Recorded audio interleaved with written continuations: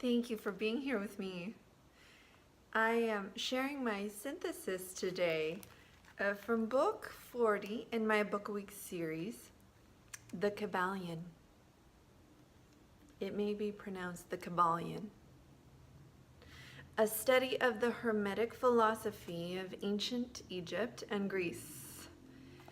This is a book that was recommended to me by a few of you. Thank you for that. I have very much enjoyed it. What I want to say about this book is in reference to something that I read on page 51 about halfway through the book. It was actually a prompting, a question. Why does the all create universes? A question that so many scholars have toyed with and tinkered with in their works. And it's something that I want to talk about a little bit today before I share my vocal readings. One evening, while I was in the depths of focusing on this book, I was with my daughter, helping her go to sleep. We did our evening ritual and read a book, and then laid down together and closed our eyes. I drifted to sleep as she did, and I think I set a clock in my body, as I often do when I'm with her, helping her go to sleep, that would wake me up so that I wouldn't spend the whole night there. And I felt, as I was waking myself up, a vibrant, and when I say vibrant, I mean that it was vibrating very quickly. It felt very energetic. Movement throughout my whole body, and it didn't feel like it was encapsulated just in my body. It felt like it was everywhere, and it felt ecstatic. It felt like something that you would never want to stop feeling. That was the very essence of how I could possibly describe it in word form. It was something that I cannot imagine not wanting to feel. And yet, as I moved away from it, I didn't feel a longing for it. I didn't feel panic about it going away. It felt like something that was very familiar to me. And the thought that it was going away, it felt right. And that got me to thinking. And I took a few moments to write about that. I want to share that. I awoke from an ecstatic state. As I awoke, my senses continued to register the ecstasy. Over the course of 5 to 10 seconds, the sensation drifted away. It occurred to me, I've felt this, rapturously vibrant, through and with every element of my physiological form, at varying degrees during meditation. And so I may ask myself why I don't go there more often. Why I would rather allow it to drift away, initiate its drifting by stopping my meditation, such that I may examine its contrasting states of being, and find ever more ways to describe my mapping toward home. Homesick as I may be, I refrain from returning home so that I can write about it now. But more so in order that I may be the patterning that suggests its discovering, uncovering. I want my being to express the hiding the seeking and the finding alike. Oh, without further ado, I'll move on toward the readings. Enjoy. The Kybalion, a study of the Hermetic philosophy of ancient Egypt and Greece. Contemporary with Abraham, and, if the legends be true, an instructor of that venerable sage, Hermes was and is the great central sun of occultism, whose rays have served to illumine the countless teachings which have been promulgated since his time. All the fundamental and basic teachings embedded in the esoteric teachings of every race may be traced back to Hermes. Even the most ancient teachings of India undoubtedly have their roots in the original Hermetic teachings. Page 8. The student of comparative religions will be able to perceive the influence of the Hermetic teachings in every religion worthy of the name, now known to man, whether it be a dead religion or one in full vigor in our own times. There's always certain correspondence in spite of the contradictory features, and the Hermetic teachings act as the great reconciler. Page 15.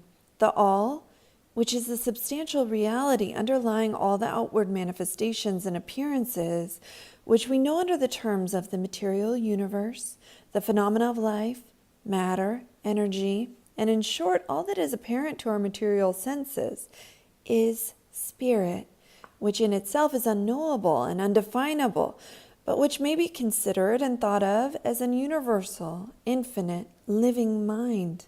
Page 16.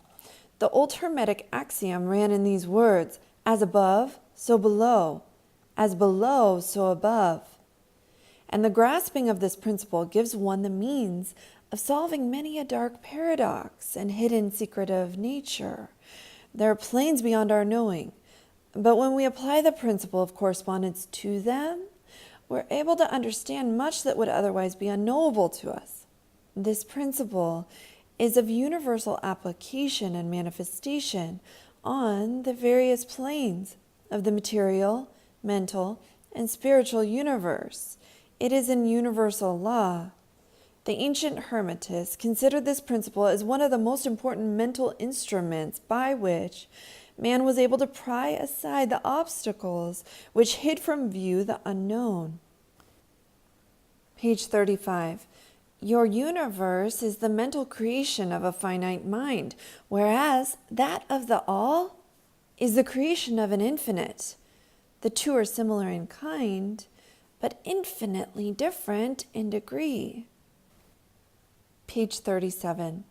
Death is not real, even in the relative sense. It is but birth to a new life.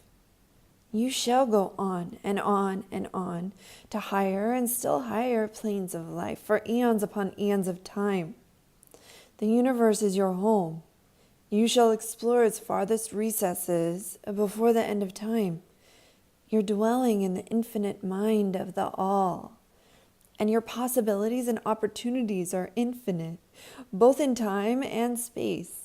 And at the end of the grand cycle of eons, when the All shall draw back into itself all of its creations, you will go gladly, for you will then be able to know the whole truth of being at one with the All. Page 41. In recognizing the absolute view, we must not make the mistake of ignoring or denying the facts and phenomena of the universe as they present themselves to our mortal faculties. We are not the All, remember. To take familiar illustrations, we all recognize the fact that matter exists to our senses. We will fare badly if we do not. And yet, even our finite minds understand the scientific dictum that there is no such thing as matter from a scientific point of view. That which we call matter is held to be merely an aggregation of atoms, which atoms themselves are merely a grouping of units of force called electrons or ions, vibrating and in constant circular motion. When we kick a stone, we feel the impact. It seems to be real, notwithstanding that we know it to be merely what we have stated above. But remember that our foot, which feels the impact by means of our brains, is likewise matter, so constituted of electrons, and for that matter, so are our brains. And at the best, if it were not by reason of our mind, we would not know the foot or stone at all. Page 45.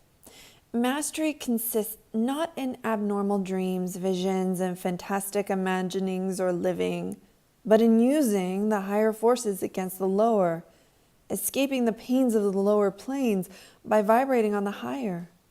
Remember always, student, that transmutation, not presumptuous denial, is the weapon of the master. Page 52. The all is all reason in itself, all law in itself, all action in itself, and it may be said truthfully that the all is its own reason, its own law, its own act, or still further, that the all, its reason, its act, its law are one, all being names for the same thing. In the opinion of those who are giving you these present lessons, the answer is locked up in the inner self of the all, along with its secret of being.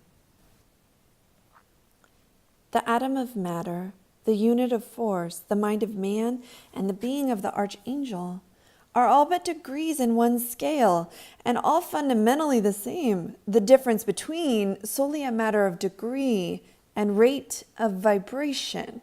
All are creations of the all, and have their existence solely within the infinite mind of the all. Page 78. The rule is that the capacity for pain and pleasure in each individual are balanced. The law of compensation is in full operation here. But the Hermetists go still further in this matter.